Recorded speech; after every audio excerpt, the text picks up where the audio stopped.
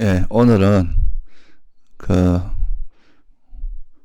이 종교가 가지고 있는 이제 가장 특징이기도 하고, 맹점 중에 하나가 이제 신심이라고 하는 또는 뭐 믿음이라고 하는 것이 있는데요. 이것이 이제 일반적으로 종교가 일반 세상에서 별로 다루지 않는 그런 죽음이라든가, 뭐 죽음 후의 세상이라든가, 좀 또는 뭐 불교적으로 이야기하면 선정이라든가 뭐 깨달음이라든가 일반 사람들의 의식을 좀 초월한 그런 영역까지 다루고 있기 때문에, 그래서 이 일반적으로 우리가 이제 접근하는 그런 것과 조금 다른 측면이 어떤 면에서는 우리가 잘 이해되지 않는, 의식으로 이해되지 않는 부분은 또 어쩔 수 없이 또 믿고 가야 되는 부분도 있고, 또 그 믿음을 통해서 맹목적으로 믿고 가는 게 아니라 또 그걸 또 실제 그렇게 믿고 가면서 확인하는 그 과정도 있고 한데, 근데 이제 이런 믿음이라는 것이 좀 과하게 되면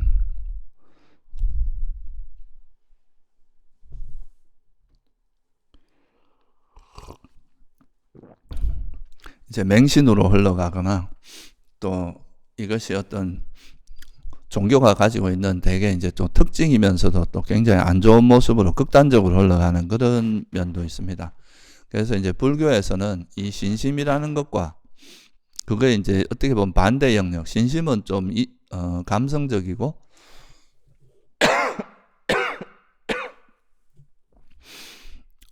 뭐 어찌 보면 이제 감성적인 영역이라면, 또 이 지혜라고 하는 거는 좀 이성적인 부분이기 때문에 이 신심과 지혜라고 하는 좀 서로 다른 성격의 이 두 가지가 좀 잘 균형을 잡는 거, 이거를 이제 굉장히 강조하고 있습니다.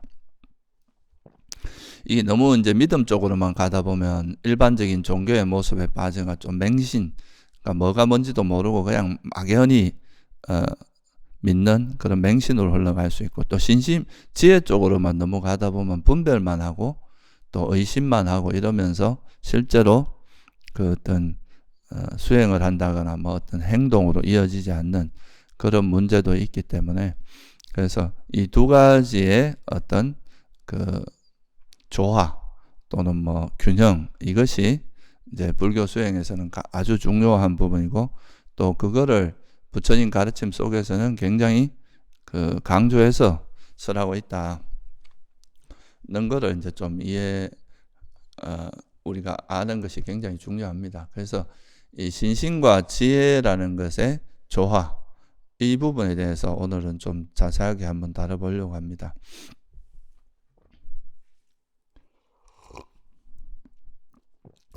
먼저 이 불교에서 말하는 믿음이라고 하는 것은 항상 불교 용어를 이제 우리가 접할 때는 우리가 이제 세속에서 일반적으로 이해하는 그런 용어로 그냥 그걸 이해해서는 안 되고,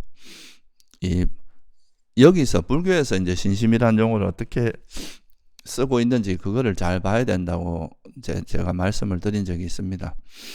그래서 이 신심이라고 하는 것을 불교에서 말하는 것은 어찌 보면 이제 아주 구체적으로 말하면 불교에서 말하는 신심은 불법성 삼보에 대한 신심을 보통 이야기합니다. 그러니까 깨달음을 얻은 부처님과 그 부처님께서 깨달은 진리를 설한 그 법, 그리고 그 법에 따라서 수행을 해서 성자가 된 스님들, 수행자들, 그런 성자들에 대한 그 신심, 요 세 가지가, 이건 다 이제 진리하고 연관이 돼 있죠. 그래서 진리를 깨달은 부처님이나 그 부처님께서 설한 법이나 그 부처님의 법에 따라 수행한 스님들에 대한, 그래서 깨달음을 얻은 성자, 주로 이제 여기서 말하는 삼보에서 성은 성자를 이야기합니다. 그래서 이런 분들에 대해서 신뢰하고 그분들을 믿는 것, 이걸 한마디로 말하면 이 신심이라고 하는 것은 진리에 대한 믿음이다, 이렇게 볼 수 있습니다. 그러니까 부처님께서 깨달으신 그 진리에 대해서 확고한 믿음을 가지는 거죠. 그래서 이때 이제 말하는 거는 진리에 대한 믿음을 가지기 위해서는 진리에 대한 또 이해가 동반될 수밖에 없거든요. 진리에 대해서 진리가 뭔지도 모르고 믿는다는 것은 말이 안 되니까. 그래서 어떻게 보면 이거는 이제 그냥 믿음이라는 모습도 있지만 또 다른 측면에서는 확신이라고 하는 그런 것도 이제 확신이라고도 볼 수 있습니다. 신심이라고 하는 용어가. 그래서 이제 이거는 어찌 보면 부처님께서 깨달았던 내용이지 부처님이 이 세상에 나시거나 나시지 않거나 사실은 이제 이 세상에 존재하는 진리를 깨달아서 그거를 이제 부처님께서 설하신 가르침이기 때문에 이 네 가지 진리, 특히 이제 네 가지 진리, 사성제라고 하는 그 사성제를 이것이 진리임을 믿고 이제 실천을 하다 보면 자기 스스로 터득해서 이게 진짜구나라고 확인할 수 있는 그런 거에 이제 가깝다고 할 수 있겠죠. 그래서 실제로 이제 우리가 수행을 해서 수다원이 되면은 이 네 가지 진리에 대한 믿음이 절대 흔들리지 않는 확신이 이제 그런 믿음이 확실해지고 더 이상 흔들리지 않는 그런 믿음이 생기고 그것이 수다원의 아주 중요한 요소라고 하죠. 그죠? 이런 진리를 알면 이제 우리가 유신견도 사견도 버려지기 때문에 이제 덩달아 사견도 버려지고 이렇게 되는 거죠. 그래서 이제 이 진리에 대한 믿음이라고 하는 것이 단순히 그 맹목적으로 믿는다기보다는 이제 실제 수행을 통해서 자기 스스로 확인해서 이제 그거를 확신하는 이런 거에 가깝다. 그래서 부처님께서는 당신이 법을 설할 때 그냥 무조건 와서 믿어라, 나를 믿어라 이걸 강조한 게 아니라 와서 보라 그랬죠. 내가 설해놓은 이 법을 스스로 보고 그걸 이제 그거에 따라 실제로 실천을 해보다 보면 이 진리가 맞다는 거, 진리가 이것이 진리라는 것에 대한 확신, 그런 이제 믿음이 생긴다. 그게 이제 여기서 말하는 신심이고요.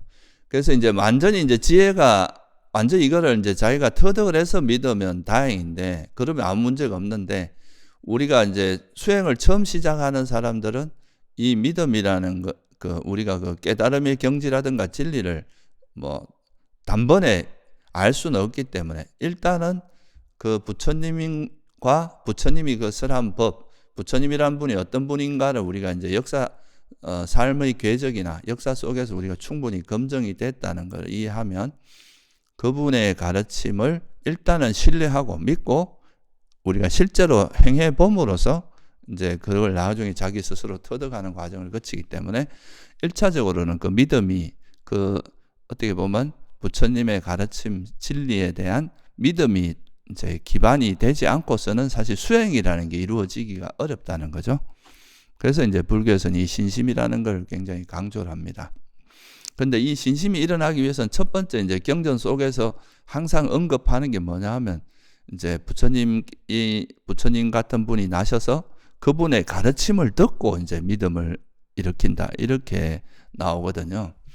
그러니까 우리가 이제 이런 신심이 일어나는 거에 이제 기본 거는 일단 우리가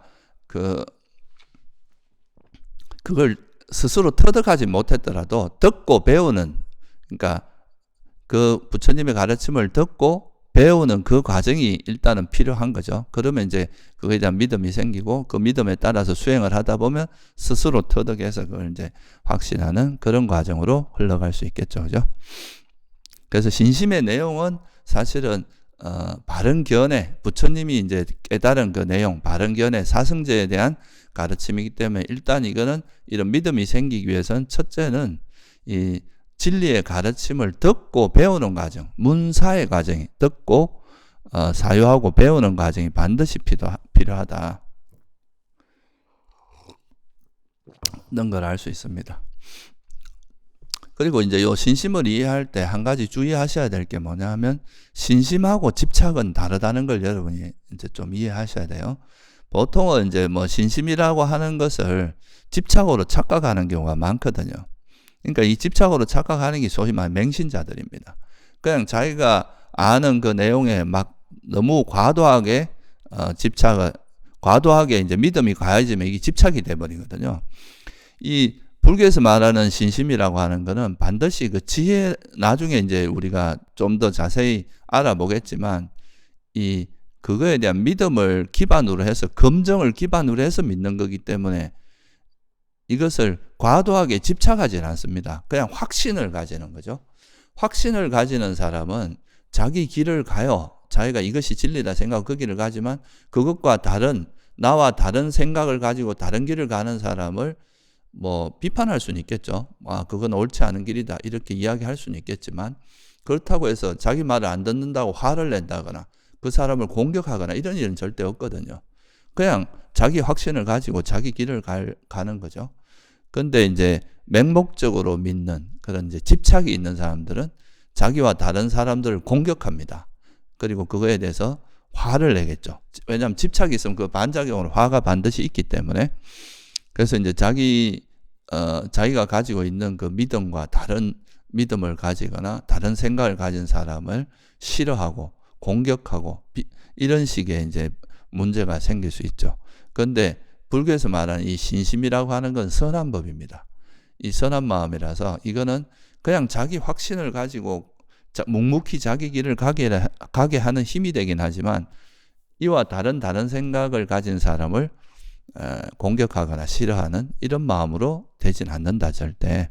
그런 마음이 일어난다면 내가 이거 내 견해에 집착하고 있는 거다. 내가 가진 이 생각에 집착하는 거다. 이렇게 이해하시는 게 바람직합니다.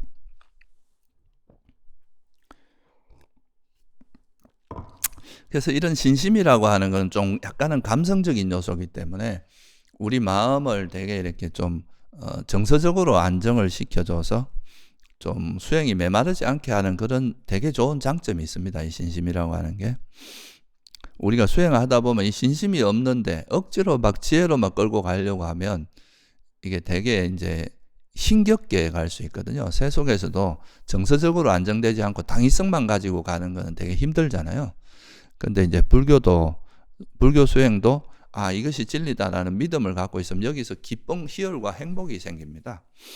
그래서 그걸로 인해서 되게 이제 어떤 즐거운 마음으로 내가 이 가는 길이 의미가 깊고 또 결국엔 나의 괴로움을 소멸해 줄 것이라는 그런 확신을 가지고 가는 거기 때문에, 이런 그 진리에 대한 믿음만 강해져도 사실 우리 마음이 되게 안정되는 측면이 있거든요. 뭔가 진리의 길을 찾지 못한 사람은 항상 불안하고 뭔가 자꾸 이렇게 현실에 안주하지 못하고 계속 현실에 뿌리 내지 못하고 계속 들떠있고 불안한 그런 마음을 가지고 살아간단 말이죠. 실제 수행을 하는 수행자들이 이게 진리의 길이구나라는 그런 확신만 들어도 수행할 때 되게 안정감을 느낍니다. 그 길을 찾지 못한 사람은 항상 의심이 있기 때문에 불안하거든요. 그래서 그런 측면에서 굉장히 좋은 측면이 있고요. 또 어떻게 보면 이제 이 부처님께서 말씀하신 이 길이 우리가 한 번도 경험해보지 못한 어떤 삶의 형태인 경우가 되게 많습니다. 예를 들어서 가장 대표적으로 우리가 이제 세상에서 살 때는 그냥 세속적인 행복, 그거를 행복이라고 생각하고 살기 때문에 내가 이렇게 세속 속에서 이렇게 뭐 감각적인 즐거움을 누리는 이런 거 외에 다른 삶을 별로 경험해 본 적이 없죠. 그러니까 부처님께서 욕망을 버려라, 소욕지족해라, 욕망을 적게 해라 이러면 뭔가 세상의 흐름과 다른 흐름이기 때문에 그렇게 살면 도대체 내가 무슨 재미로 살고 내가 가지고 있는 이 행복을 다 포기하란 말이냐 이러면서 이제 당신이 지금 누리고 있던 그런 거를 포기하는 거에 대한 상당한 두려움 같은 게 있을 수 있거든요. 근데 실제로 이제 어떤 욕망을 쫓아가는 삶과 막상 이제 욕망을 내려놔 보면 실제로 이제 욕망의 속성을 이해하고 이 탐욕의 속성을 이해하고 이 욕망을 내려놔 본 사람은 이 욕망을 통해서 얻어지는 행복과는 전혀 다른 질이 다른 그런 이제 내려놓음으로서 인해 오는 행복, 벗어남으로 이런 이제 욕망으로부터 벗어남으로서 오는 행복. 이 욕망은 계속 우리를 끊임없이 달리게 만들죠. 근데 끊임없이 뭔가를 하고 싶어요. 이것도 하고 싶고 저것도 하고 싶고 하고 싶은 게 너무 많아. 그러니까 이제 계속 그걸 달려가지만 막상 그거를 해보면은 내가 원하는 만큼의 행복이 오지 않습니다. 거기서도 또 갈증이 생기고 끊임없이 그런 게 반복되는데, 근데 이제 이 욕망을 내려놓음으로써 오는 그 행복을 알게 되면 이제 뭔가 끌떡거리고 헐떡거리는 마음이 쉬어지고, 거기서 오는 그 행복을 이제 자기가 몸소 경험하다 보면, 아, 욕망이 있는 삶과 욕망을 버린 삶, 욕망을 내려놓은 삶이 이렇게 차이가 나는구나, 이렇게 생각을 하고, 다음에는 이제 그러면서 부처님께서 왜 이런 말씀을 했는지에 대한 신심이 생기는 거죠. 아, 진짜 이렇구나. 욕망을 쫓아가는 삶, 그 욕망으로 인해서 욕망을 충족하면서 오는 이 행복보다는 욕망을 내려놓으면서 오는 이 행복이 훨씬 수성하구나라는 것을 본인 스스로 알게 되면 이제 이것에 대해서 믿음이 생기는 거죠. 근데 만약에 이런 믿음이, 부처님이라는 분에 대한 믿음을 가지고 이제 그 부처님 같은 분이 우리에게 괴로움이 일어나게 하고 또 이익이 되지 않는, 손해가 되는 그런 길을 우리에게 알려줬을 리가 없다. 그거에 대한 믿음이 있으면 처음에는 이해가 잘 안 되죠. 왜냐하면 내가 욕망이 없는 삶을 살아본 적이 없으니까. 그런데 그 길을 따라 살아온 사람, 부처님이나 또 그 길에 따라서 살아가는 그 수행자들의 삶을 이렇게 지켜보면, 아, 우리와 좀 다른 뭔가 단순하고 검소하게 살아가지만 뭔가 평화로운 행복이 있다는 걸 이렇게 보다 보면, 그걸 믿고 이래 가다 보면 자기 스스로가 그걸 경험하면서, 아, 정말 이거는 내가 살아오던 삶보다 훨씬 질 높은 그 행복의 삶이 여기에 있구나 하는 것을 스스로 알게 되겠죠. 이럴 때도 사실은 믿음이라는 게 없으면 이 길을 가기가 어렵습니다. 이 믿음이라는 것이 그 부처님이나 이제 부처님의 법에 따라 그 살아가는 어떤 수행자들의 삶을 보면서 거기서 이제 감화돼서 또 그 길을 가게 돼. 이건 자기가 직접 경험한 건 아니지만 그 훌륭한 선지식이나 그런 수행자들의 모습을 보고 믿음을 내서 따라가는 거거든요. 막상 이제 가면은 또 자기 스스로 터득하겠지만, 이런 것도 신심의 요소입니다. 신심이 없으면 사실 우리가 선한 마음이 유익한, 우리가 그런 욕망을 버리고 화를 버리고 어리석음을 버리는 것이 정말로 우리의 괴로움을 소멸하게 하고 행복을 가져다 주는 정말 유익한 마음이라는 것에 대한 믿음이 없으면 이 길을 갈 수 없거든요. 불안하니까. 지금 현재 내가 욕망을 쫓아가는 게 더 안전해 보일 수도 있거든요. 이런 것도 다 신심의 요소다, 이렇게 볼 수 있고요. 또 조금 더 이제 수행을 해 나가다 보면 우리가 또 선정이라고 하는 이제 이런 벗어남의 행복의 극치라고 하는 선정 상태에 가다 보면, 또는 이제 수행이 깊어지다 보면 현재 일어나는 그 행위와 이렇게 하나 되는 상태가 이렇게 경험하게 되는데, 그러다 보면 여기서는 그 대상을 아는 마음만 있고 그 나머지가 사라지는 느낌이 들거든요. 그러니까 내가 막연히 내가 뭘 한다, 내가 걸어간다, 내가 밥을 먹는다, 이렇게 항상 어떤 행위를 할 때마다 나라는 게 개입하다가 그냥 단지 그 대상과 그 대상을 아는 마음만이 있는 상태, 이런 상태가 되면 뭔가 내가 없어지는 같은 그런 두려움이 생깁니다. 특히나 이제 선정 같은 경우에는 이제 특히나 이래 보면은 그 호흡으로 인해서 생긴 니미타 같은데, 나중에 이제 수행이 깊어지면 여기 이렇게 쭉 빨려 들어가는 것 같은 의식이 거기에 완전히 이렇게 몰입되다 보면 마치 이렇게 뭐 블랙홀 같은데 빨려 들어가는 것 같은 그런 느낌을 받을 수 있는데, 그럴 때 보면 내가 사라지는 것 같고 내가 뭐 이러다 잘못되는 거 아닌가, 이런 두려움 같은 게 생길 수 있어요. 막상 근데 해보면 아무 일도 안 생겨요. 그냥 단지 의식이 하나에 집중되는 상태일 뿐이지 뭐 다른 일이 몸에 뭐 이상이 생기거나 이런 게 아니고, 몸도 오히려 훨씬 더 이완되고 훨씬 더 행복해지는데, 그 순간에 내가 사라질 것 같은 그런 두려움이 이렇게 함께 하게 돼요. 이럴 때 또 우리가 이제 도움을 주는 게 바로 믿음입니다. 그러니까 부처님뿐만 아니라 그 수많은 수행자들이 그런 선정을 경험하고 했지만 그걸로 인해서 오히려 지혜가 생기고 좋아졌지 내 삶에 문제가 되는 적은 없었다. 그런 거에 대한 이제 믿음이 있는 사람은, 아, 내가 여기서 두려워할 필요가 없다. 이건 부처님도 가신 길이고 부처님의 제자들도 다 간 길이다. 이렇게 생각하고 그냥 거기에 믿음을 가지고 딱 이렇게 그 상태로 그대로 이래 들어가 버리면, 자기를 놓아버리면 진짜 이 선정을 경험할 수 있는데, 계속 뭔가 자꾸 이렇게 나를 놓기 싫은 이런 마음이 있어 믿음이 약하면은 이때는 자꾸 머뭇거리게 되게 문 앞에서 깔짝깔짝하고 실제로 수행이 잘 진보가 안 될 수 있습니다. 그래서 이럴 때도 사실 이런 선정에 들어가는 그런 상황에서도 이 믿음이라는 게 굉장히 중요합니다. 그래서 선정을 닦을 때는 이 믿음의 요소가 또 선정에 들어가는 그런 직전에는 상당히 중요한 역할을 합니다. 그래서 이것도 어떤 신심이 가지고 있는 이익 같은 거죠. 우리가 부처님과 부처님이 설한 법이나 부처님께서 그 법에 따라서 수행해서 뭔가 체득한 그 사람들의 삶의 궤적을 우리가 알고 있으니까 그런 걸 보면 이분들이 우리에게 나쁜 길, 해로운 길을 절대 할 리가 없고 나에게 불이익을 주지 않는다는 거 믿음이 있으면 그냥 그렇게 가볼 수 있는 거죠. 우리가 뭐 잘 모르는 산에 갈 때도 먼저 그 길을 정복한 사람이 여기는 좀 위험해 보도 이것만 건너가면 아주 좋은 그게 있다, 이렇게 생각하면, 만약에 그 사람이 사기꾼 같고 이러면 우리가 못 믿지만 그 사람이 검증된 사람이고 절대 거짓말하지 않을 사람이라면 좀 내가 볼 때는 위험해 보이지만 막상 가보면 전혀 위험하지 않은 그런 상태를 갈 수 있는 거죠. 그죠?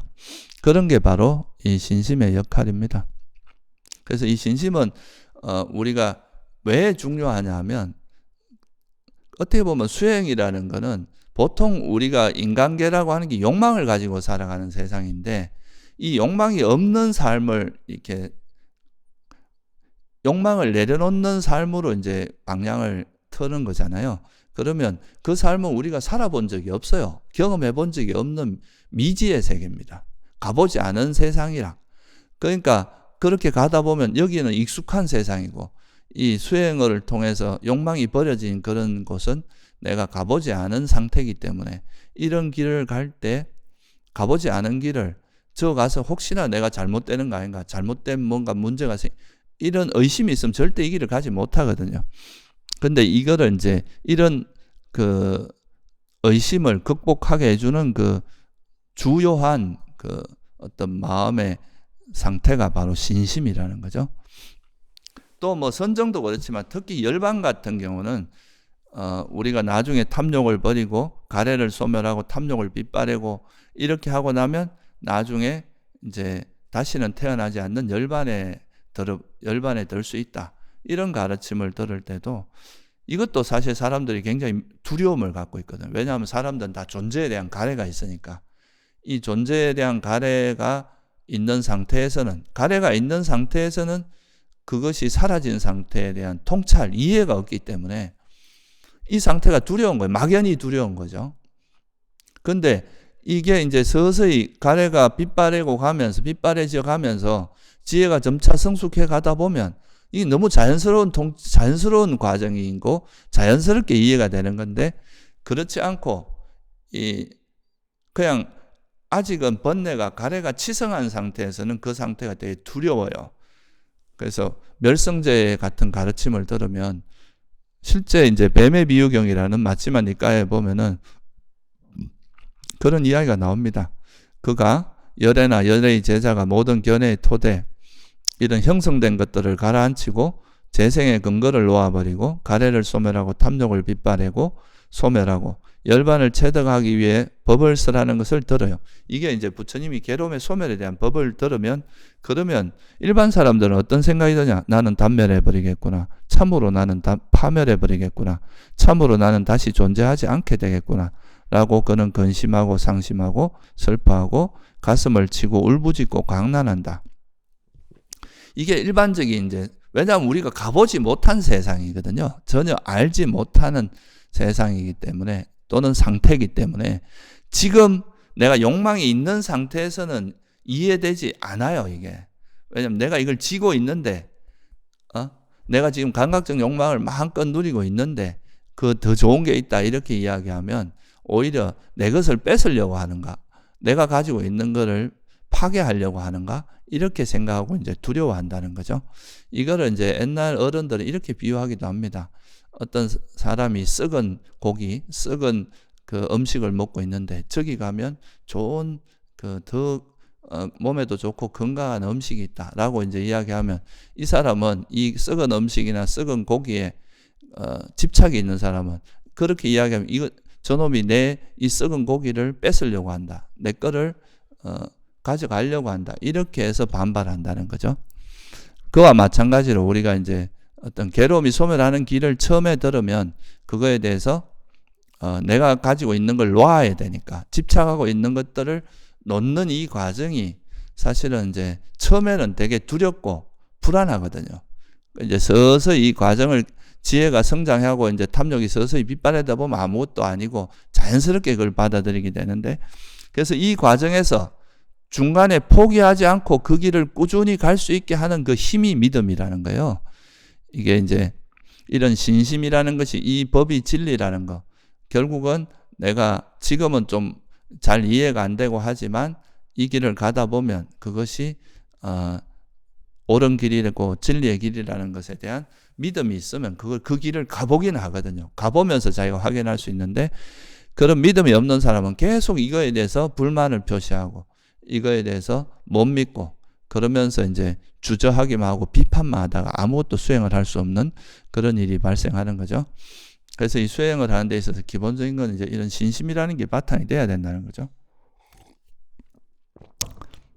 그래서 우리가 절에서 보통 어른 스님들이 그런 이야기를 합니다. 수행 안 하고 이제 자꾸 딴짓하고 뭐 이러면 저놈이 좀 신심이 떨어졌구나. 이런 이제 이야기를 하는데, 이게 단순히 이제 맹목적인 그런 신심이라기보다는 이 진리의 가치나 이것이 이러지 않고서는 내가 괴로움을 소멸할 수 없다는 그런 거에 대한 믿음이 흔들리지 않으면 이 길을 소위 말해 구도자의 마음이 흐트러지지 않으면 그 길을 가게 되는데, 이런 믿음이나 이런 게 흔들리면 자꾸 이제 뭔가 마음이 다른 데로 돌아가게 된다. 이런 의미로 이야기하는 거죠. 그래서 이런 믿음이 이와 같은 아주 중요한 수행에 있어서 굉장히 중요한 역할을 합니다.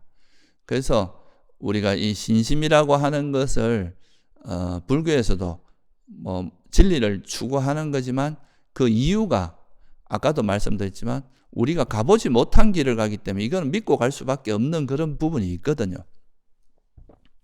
그래서 이제 믿음이라는 것이 굉장히 중요하기 때문에 우리가 칠각지나 팔정도 같은 경우는 좀 지혜를 중심으로 이제 뭔가 가르침을 설했다고 하면 오건오력이라고 하는 그거는 이 신심을 기반으로 해서 어떻게 수행이 이루어지는가를 설한 가르침입니다.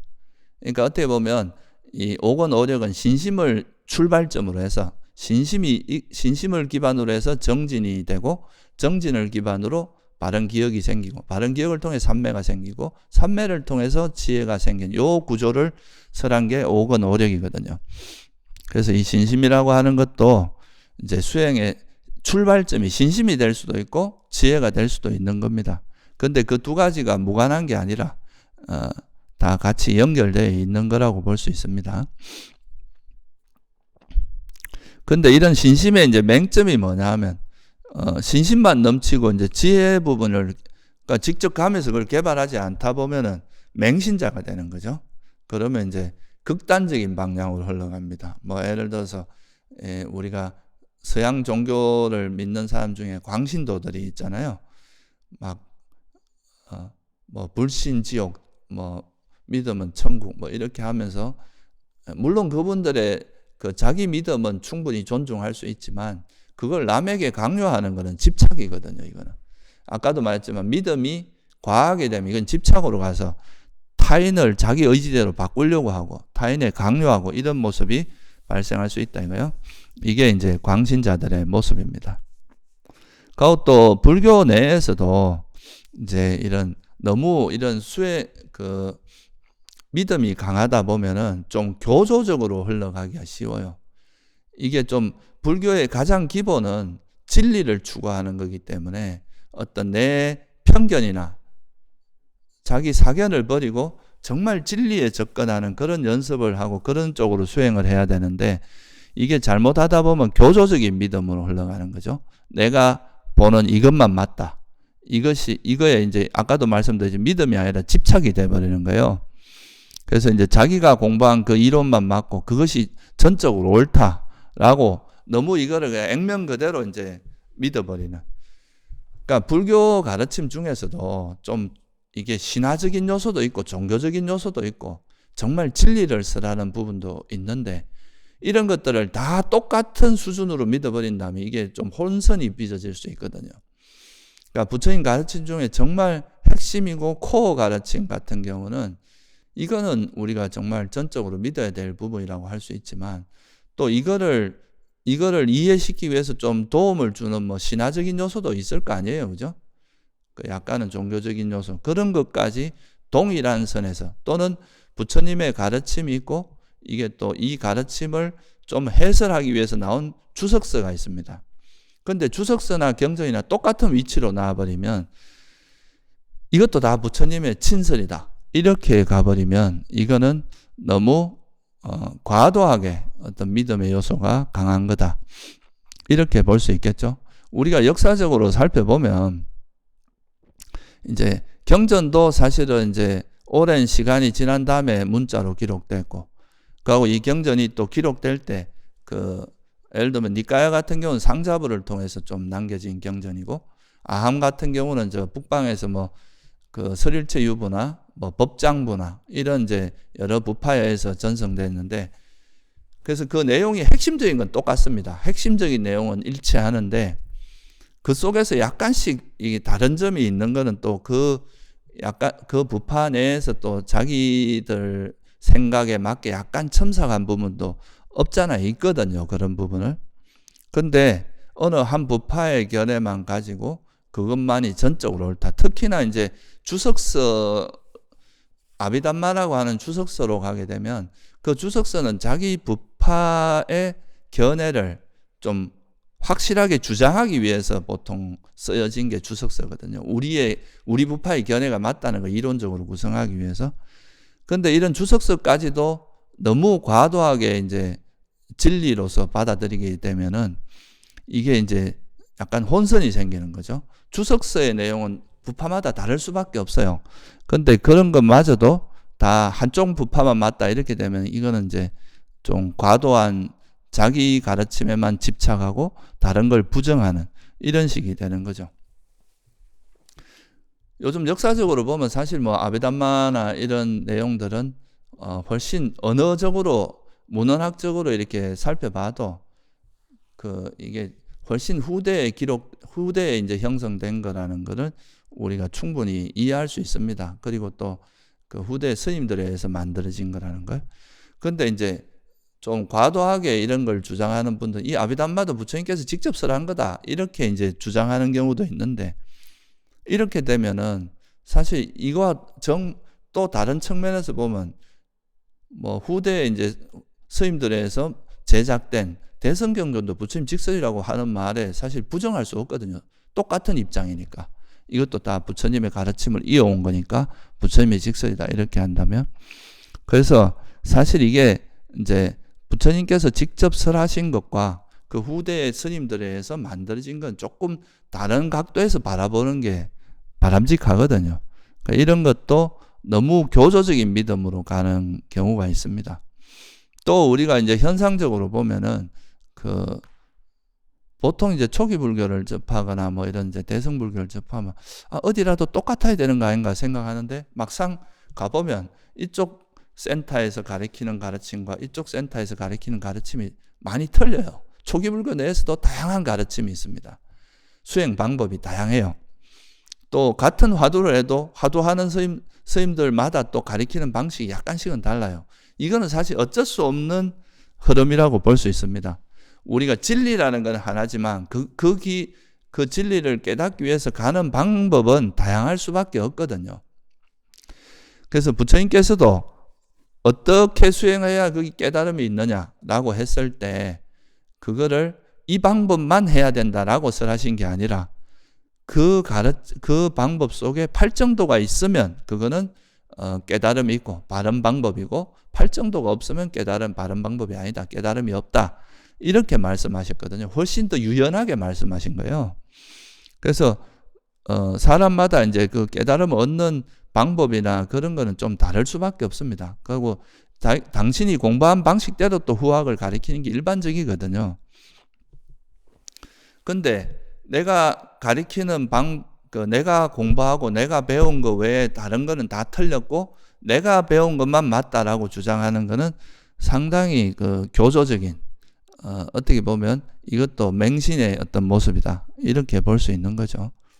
우리가 이제 내가 하는 방법과 다른 방법을 비교해서 내가 하는 수행의 장점과 다른 수행이 가지고 있는 단점을 잘 이렇게 살피면서 그 좋은 점을 잘 배워가면서 하면 훨씬 이제 자기 수행에 도움이 될 텐데, 이제 그런 게 아니라 너무 다른 수행들을 이제 그 배척하고 저거는 잘못된 수행이다 이렇게까지 가는, 약간 이런 부분은 좀 내가 볼 때는 비판적이고 이건 좀 문제가 있는 것 같다 이렇게 우리가 비판할 수는 있어요. 그렇지만 아예 이제 배척하고 저거는 잘못된 거다 이렇게 하는 것도 좀 조심을 해야 됩니다.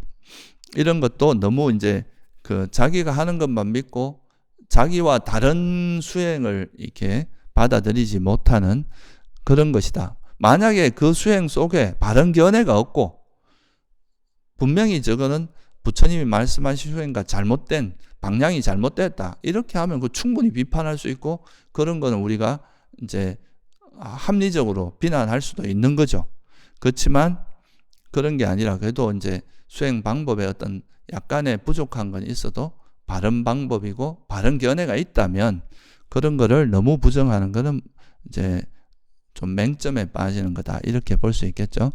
그래서 이런 진심의 맹점에 빠지지 않기 위해서는 이제 항상 검증하는 과정이 꼭 필요합니다. 이거를 자기 생각으로 자기 확신이 너무 강해지다 보면 이게 진리든 아니든 거에 관계없이 자기 생각으로 빠져들게 되거든요. 그래서 이런 진심의 맹점을 보완하기 위해서 뭐가 필요한? 지혜의 균형이 필요하다는 거죠.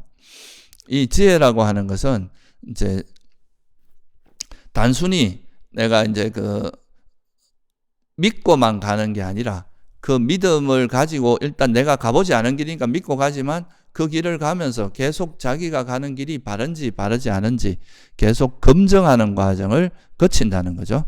그래서 그런 검증하는 과정을 거치지 않고 가다 보면 자기 생각대로 빠져서 결국은 자기만의 확신에 빠져서 사견으로 흘러가는 이런 과정을 거치기가 쉽다는 거죠.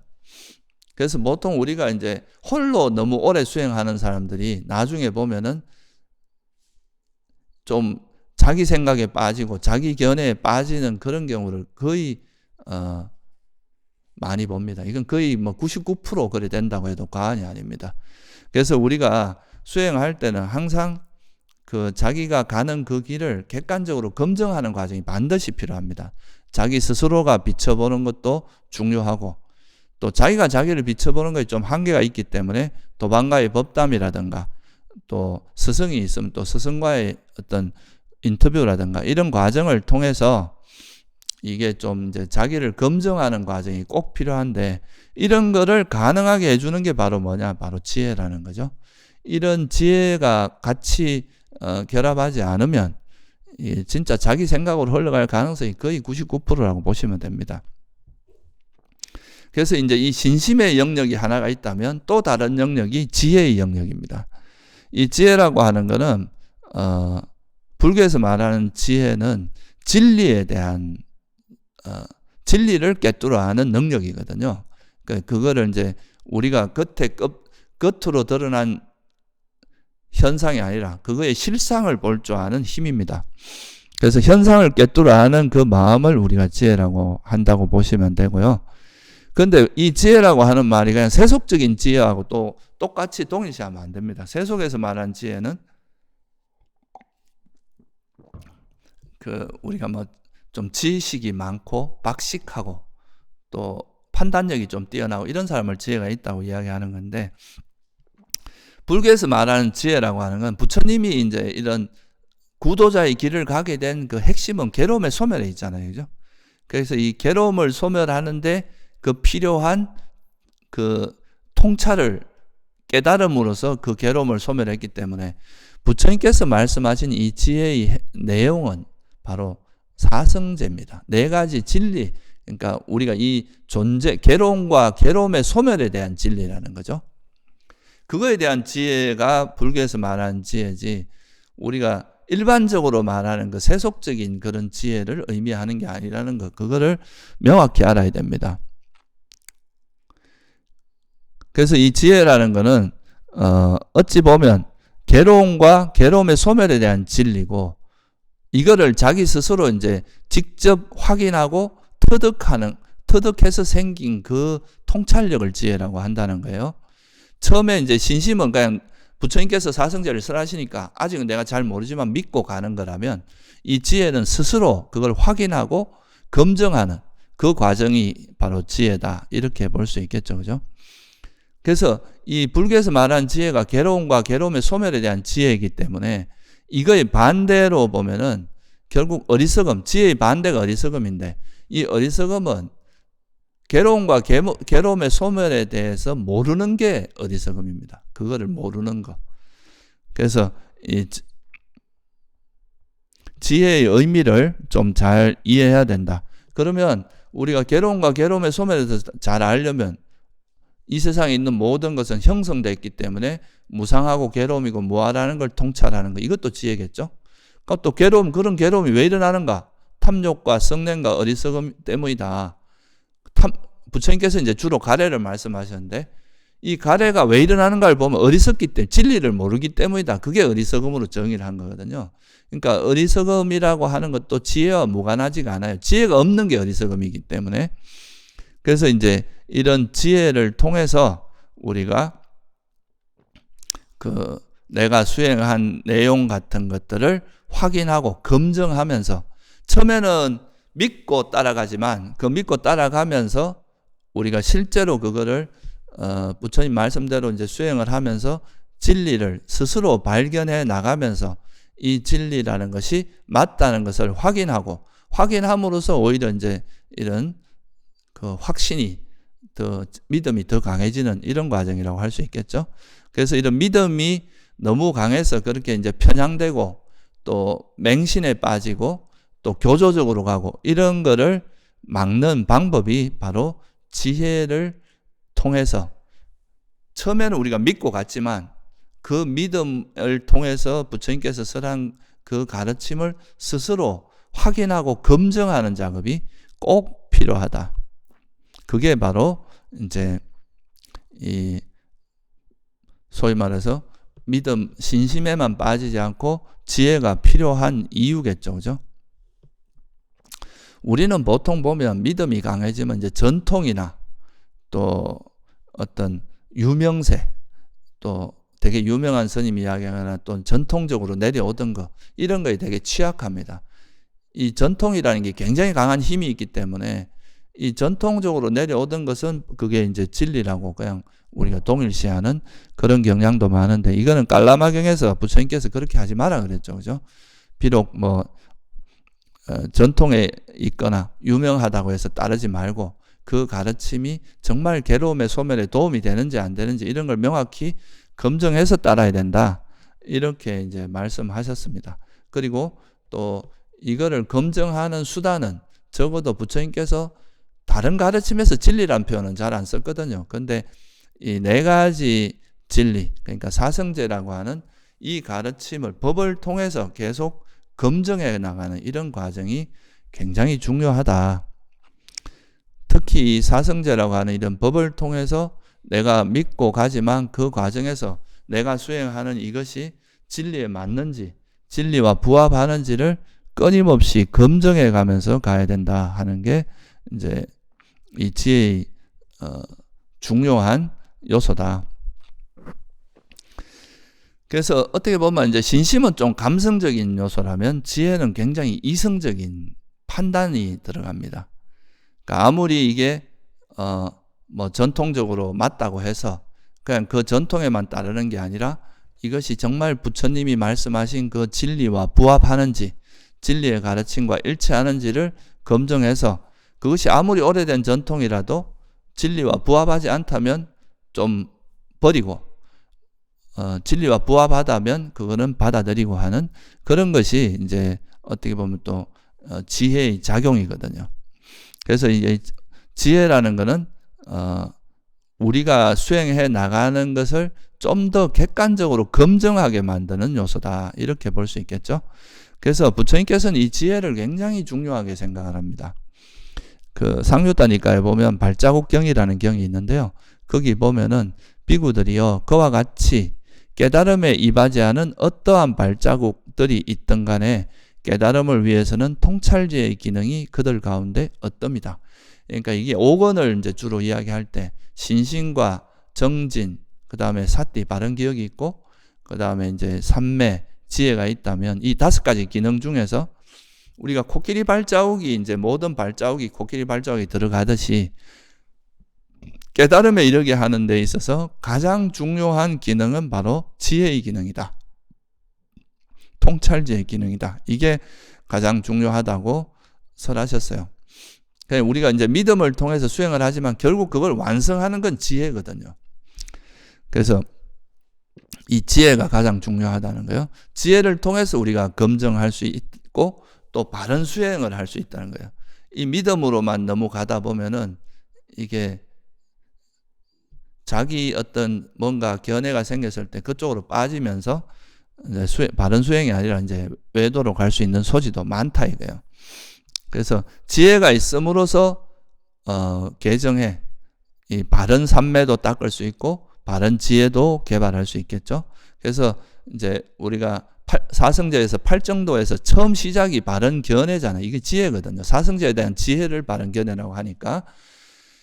그래서 이 지혜가 있어야 계도 바르게 지킬 수 있고, 이 진리에 맞게 이제 우리가 몸과 말과 마음으로 행동해야 되기 때문에 몸과 말로서 하는 것은 계에 해당하고, 또 이 지혜를 바탕으로 해서 삼매를 닦은 게 바른 삼매거든요. 그냥 우리가 단순한 집중이 아니라 어떤 지혜를 통해서 오장애를 버림으로써 마음속에 있는 해로운 마음을 버림으로써 그로 인해서 삼매에 드는 것, 이게 바로 바른 삼매이기 때문에 삼매를 닦는 것도 지혜가 없으면 안 되겠죠. 그리고 지혜를 통해서 계속 현상의 실상을 계속 들여다보면서 이 현상이라는 것이 물질과 정신이고 이것은 다 조건지어져 있기 때문에 변하기 마련이고 또 불만족스럽고 내 것이라 할 만한 게 없다, 이런 통찰로 이어지는 것도 다 지혜로 이어지는 거죠. 그래서 이 지혜를 통해서 우리가 그 사실은 이제 현상계의 실상인 고성제를 꿰뚫어 볼 수 있는 거고, 또 이 지혜가 생겨야 결국 우리가 이제 부처님께서는 이 괴로움이 일어나는 그 본질이 집착 때문이라 그랬잖아요. 탐욕이 있기 때문에 괴로움이 일어나는데, 우리가 집착하는 대상이 뭐 세상이나 나라는 존재죠, 그죠? 그게 결국은 뭐로 이루어져 있느냐 하면 이제 물질 아니면 정신으로 정신적인 요소의 집착이거나 이제 물질적인 것에 대한 집착이란 말이죠. 그런데 이런 집착의 이유가 부처님께서 보니까 진리를 모르기 때문이다. 그 어리석음 때문이더라. 그 어리석음이 바로 괴로움과 괴로움의 소멸에 대한 무지 때문이더라. 그래서 이 집착을 버리는 방법, 집착을 버리려면 이 어리석음을 깨야 되는데, 이 어리석음은 결국 지혜가 없는 거니까 지혜가 생기면 어리석음은 버려지게 돼 있고, 어리석음이 버려지면 탐욕은 저절로 버려지게 되고, 탐욕이 버려지면 탐욕의 반작용이라는 성냄도 버려질 수밖에 없다는 거죠. 그래서 이게 이제 지혜를 통해서 우리가 실제 우리 괴로움에 일어나는 탐진치도 버려지고, 이게 버려짐으로써 괴로움이 소멸되는 이런 과정을 거치기 때문에 이 지혜라는 것이 결국은 이제 불교에서 가장 중요한 어뜸이다 라고 이제 이야기할 수가 있는 거죠. 그리고 이게 이제 아까도 말씀드렸지만 요런 이제 불교의 바른 견해가 있어야 내가 수행을 해 나가면서 사실 믿음을 갖고 이래 해 나가지만 하다 보면 상당히 다양한 수행 체험을 하게 되는데, 이런 체험을 할 때 그거를 우리가 거기에 빠지지 않고 바른 길을 갈 수 있도록 계속 자기 점검을 하는 것이 굉장히 중요하다고 말씀을 드렸죠. 보통은 이제 이 수행이라고 하는 게 굉장히 주관적인 요소거든요. 왜냐하면 자기 내면에서 일어나는 것을 주로 이제 기반으로 수행을 하고 있기 때문에 주관적인 경험으로 흘러갈 가능성이 상당히 높습니다. 근데 이거를 좀 객관화하고 자기 문제를 좀 더 검증하는 그 수단이 뭐냐면 일단 부처님께서 깨달은 그 진리에 대조하는 거거든요. 내가 이 진리와 부합하느냐, 잘못된 거냐, 이렇게 보는 것이 이제 내가 기준이 없으면 내가 가는 게 바른지 안 바른지 이걸 알 수가 없잖아요.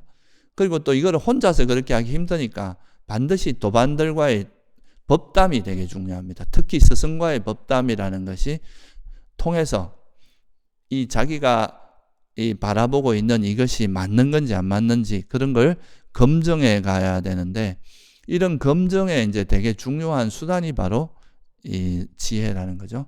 그래서 우리가 사여의족에 보면 네 가지 성취수단이라고 하는 사여의족에 보면 그 네 번째 요소가 위맘사라 그러거든요. 위맘사라고 하는 거는 검증이라는 뜻이에요. 그러니까 지혜를 다른 말로 검증이라고 표현하기도 하거든요. 그러니까 우리가 수행하는 걸 끊임없이 검증해야 된다. 내가 지금 얻은 이것이 바른 삼매인가? 내가 바르게 정진하고 있는가? 바른 기억인가? 바른 지혜인가? 바른 삼매인가?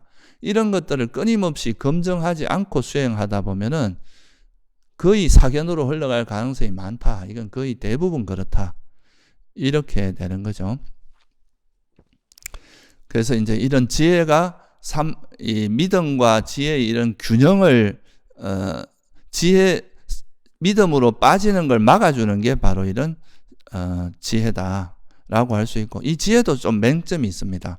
이 지혜라는 것이 어떻게 보면 세상에 대한 통찰이고, 되게 어떻게 보면 이제 뭔가 세상에 대한 실상에 대해서 조금씩 알아져 가는 거기 때문에, 근데 이 지혜가 또 너무 이렇게 지혜 쪽으로 그냥 분별만 하고 이런 쪽에만 빠지고 실제 수행을 안 하고 신심이 부족하고 이러다 보면은 이게 자만이나 의심이나 사견에 빠질 위험도 상당히 많습니다. 그러니까 내가 이제 뭐 수행하다 좀 알아지는 게 있잖아요. 근데 이거를 좀 더 철저히 검증하고 부처님의 가르침에 대한 믿음이 있으면 그 부처님이 말씀하신 진리와 내가 얻은 걸 이렇게 아까 말씀드린 검증하는 과정을 거치게 되는데, 그런 거에 대한 믿음이 없다 보면 그냥 뭐 자기가 이제 수행하면서 얻어진 거에 대해서 너무 쉽게 확신하고 이것이 맞다 이렇게 쉽게 이제 거기에 빠져버리는 이런 문제가 생겨서 내가 마치 이 진리에 조금 맛을 보기, 지혜가 조금 생기기 시작한 건데 이거를 마치 너무 과대하게 생각해서 진리를 깨달은 것처럼 다 아는 것처럼 이렇게 생각하는 자만과 사견에 빠질 위험도 되게 많습니다. 그리고 또 어떤 면에서는 우리가 이제 이런 지혜의 한 부분 중에 하나가 듣고 배우는 것도 지혜의 한 형태란 말이죠. 부처님의 가르침을 듣고 배우고 하는데, 이런 이제 수행은 안 하고 이런 듣고 배우고 하는 이론적인 거에 빠져. 특히 이런 뭐 아주 논리적으로 잘 구성된 그런 아비담마라든가 이런 논서 같은 걸 자꾸 보다 보면은 자기가 이제 실제로 그거를 그 수행이라는 건 자기가 예를 들면 번뇌가 버려진 그 상태를 직접 체험해 봐야 이걸 알 수 있는 건데, 가보지도 안 하고 그냥 그 길을 경험도 안 한 상태에서 이론적으로 계속 따지는 거예요. 그러니까 이론은 많이 아니까 이론적으로 막 따지다 보면 자기 나름대로 관념적으로 그거를 이제 논리적으로 구성을 할 수 있잖아요. 그러다 보면은 이제 우리가 의식적으로만 논리적으로만 추론되지 않는 부분도 많은데 그거를 논리적으로 맞지 않다고 해서 다 배척하고 자기 입맛에 맞는 것만 추구하는 이런 식으로 빠지고, 뭐 예를 들면 대표적으로 이제 뭐 수행하다 보면은 조금 이제 자기가 이렇게 분석을 해보니까 부처님 가르침 중에 뭐 윤회라든가 이런 거는 다 좀 내가 볼 때 논리적으로 안 맞다, 논리적으로 도저히 납득이 안 된다 이러면 이런 걸 방편설로 그냥 막 치부해버리고, 그러면서 이제 이거는 부처님 가르침이 아니다 이렇게 배척해버린다거나, 또 선정 같은 경우도 자기가 직접 선정을 경험해 본 것도 아닌데 선정을 경험하면은 뭐 수행에 방해가 되고 위파사나 하는데 오히려 방해가 된다 이렇게 함부로 이야기한다거나, 그럼 부처님께서 그 부처님도 다 선정을 얻으셨는데 부처님께서 그러면 그 선정을 얻은 게 부처님께서는 이 선정이 다 깨달음에 도움이 된다 그랬는데 그러면 부처님의 말씀과 상반되는 말을 하는 거잖아요. 이런 식으로 이제 그 자기가 가지고 있는 어떤 이론적인 추론을 통해서 불교를 해석해서 그거에 대해서 자기가 이제 뭐 검증하는 과정도 거치지 않고 그것만 그거를 이제 믿고 자만에 빠져가지고 불교를 함부로 이야기하는 이런 식으로 갈 수도 있습니다. 이런 것도 너무 이제 정말 진짜 깊이 있는 지혜를 가진 사람 같으면 오히려 겸손하고 진리 앞에서는 되게 겸손해지게 되는데, 근데 그게 아니라 얄팍한 지혜 같은 경우는 이렇게 이제 오히려 이 지혜가 오히려 이제 그런 의심이나 사견, 자만으로 빠지게 만드는 요소가 될 수도 있다. 이런 거죠.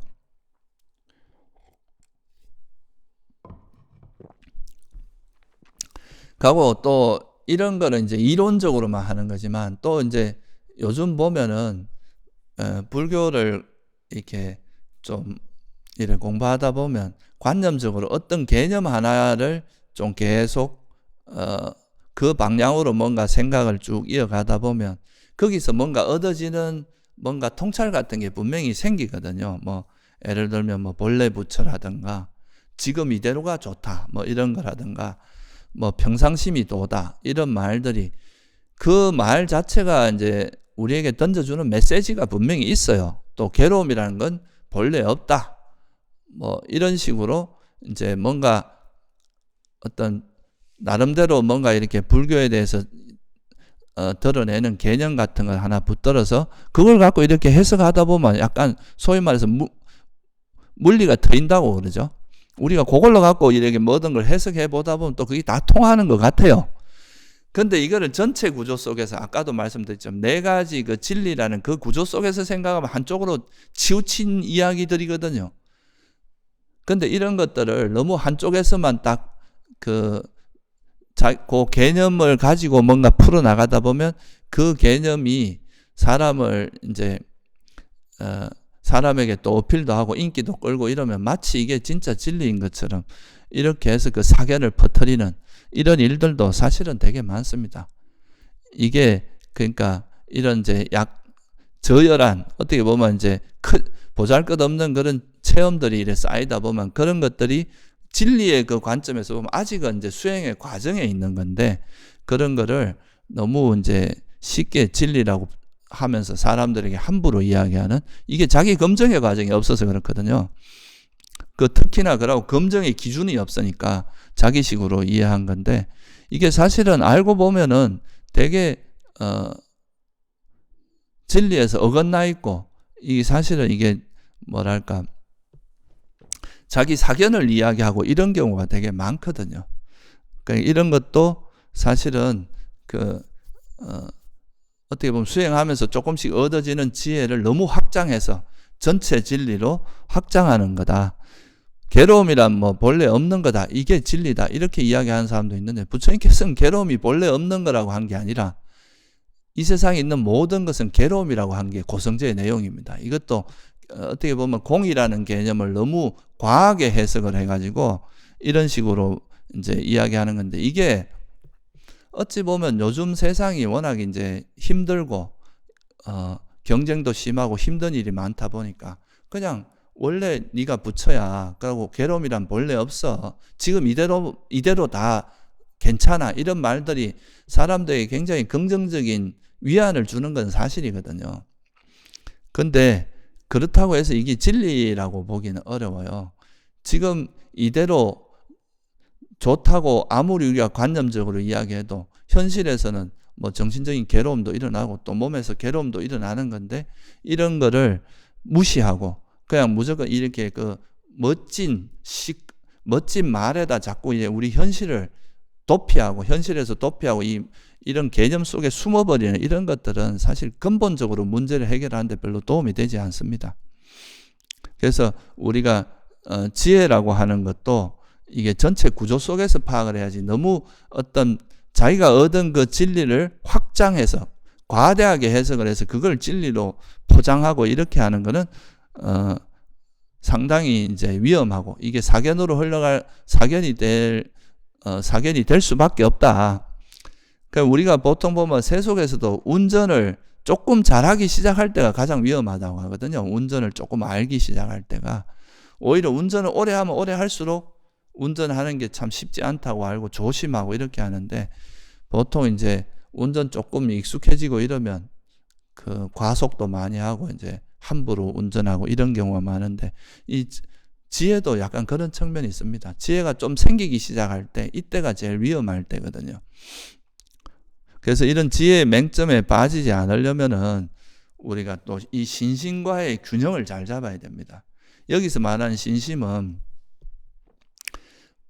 그 법국에 보면 이런 말이 나오거든요. 부처님께서는 아란이 되기 전까지는 방심하지 말라 그랬어요.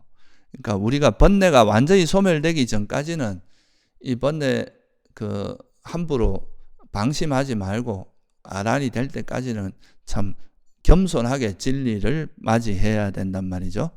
그래서 이런 지혜가 생기더라도 부처님께서 말씀하신 이런 이제 네 가지 진리에 대한 믿음이 있으면 내가 얻은 지혜가 이 수행의 과정에서 어느 정도에 해당하고 어느 정도 위치에 해당하는지 이런 걸 검증하거든요.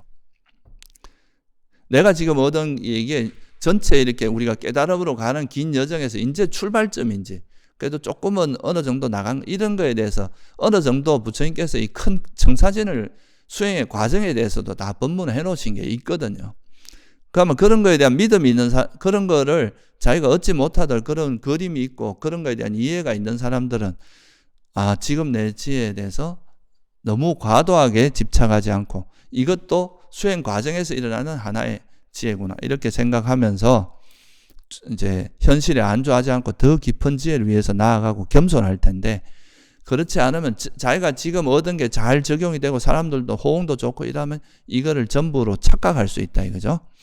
그래서 이런 이제 현재 우리에게 얻은 지혜도 전체 그림에서 보면 하나의 변해가는, 내 지금 수행 수준에 따라 이 지혜도 변해갈 수 있다는 걸 알면 그런 좀 너무 과도하게 자기 교만하거나 자만에 빠지거나 이러지 않을 수 있다 이거죠. 그리고 이제 이런 믿음이 있으면 아까도 말했듯이 우리가 이제 이런 진리라고 하는 것은 단순히 지금 논리적인 추론만 갖고 해석될 수 있는 것들이 아니거든요. 우리가 지금 자기가 번뇌가 있는 마음으로 볼 수 있는 것과 번뇌가 사라진 상태에서 보는 것은 엄청난 차이가 있거든요. 그런데 자기가 지금 수준에서 이해되지 않는다고 해서 불교를 배척하고 자기가 보기 싫은 건 안 보고 이렇게 하는 거는 굉장히 그 교만한 태도다 이거예요. 그러니까 오히려 이제 그런 자기가 이해되지 않는 그런 영역은 좀 보류를 해둬야 됩니다. 판단을. 이거는 좀 더 내가 수행을 해보고 나중에 판단하겠다 이렇게 생각을 하고 좀 보류해두고 그 자기 수준에 넘는 그런 것들은 적어도 수행자라면 믿고 일단은 가보고 나서 그 후에 판단하는 이런 자세가 되게 중요하다는 거예요. 그러니까 이때는 이제 지혜가 너무 이렇게 지혜 쪽으로 빠져서 자만이나 이런 쪽으로 흘러가는 것은 이런 믿음을 통한 진리에 대한 믿음을 가지고 있으면 내가 지금 하는 것이 부처님께서 적어도 이 사성제라는 건 이게 진리고 내가 이해되지 못한 이런 부분은 내가 직접 거기를 가보고 나서 판단하겠다 이런 마음으로 바뀔 수가 있는데, 너무 자기 지혜를 과신하다 보면은 이게 이제 아까 말씀드렸듯이 교만에 빠지거나 자만에 빠지거나 그 사견으로 흘러갈 가능성이 상당히 높다 이거죠. 그래서 이때는 부처님이 설한 그 삼보에 대한 믿음이라는 게 결코 간단한 게 아닙니다. 우리가 부처님과 그 부처님이 설한 법과 그 법에 따라서 성자가 된 분들에 대한 믿음을 가지고 그걸 자기가 스스로 터득하기 전까지는 이제 함부로 판단하지 말고 그거 이제 계속 검증해 가면서 그거에 대한 이제 확실한 이해가 될 때까지는 계속 자기 검증을 해가면서 나아가는 이런 자세가 굉장히 중요하다. 이거는 이제 어떻게 보면 지혜에 너무 과신하고 자기 지혜 과신 이런 거는 그 불법성 삼보 또는 법에 대한 믿음을 통해서 자기가 하는 것이 정말 이게 수다원 정도 되면은 그래도 이제 이 진리에 대한 확신도 생기고 적어도 방향이 잘못되진 않으니까 그래도 좀 안전하다고 할 수 있지만 그 전까지는 끊임없이 자기 검증을 해야 된다 하는 것들 그거를 이제 그러면 이게 너무 이제 지혜에 빠지거나 그러지 않을 수 있다 이런 거죠. 이거는 이제 믿음이 중요하다는 거예요.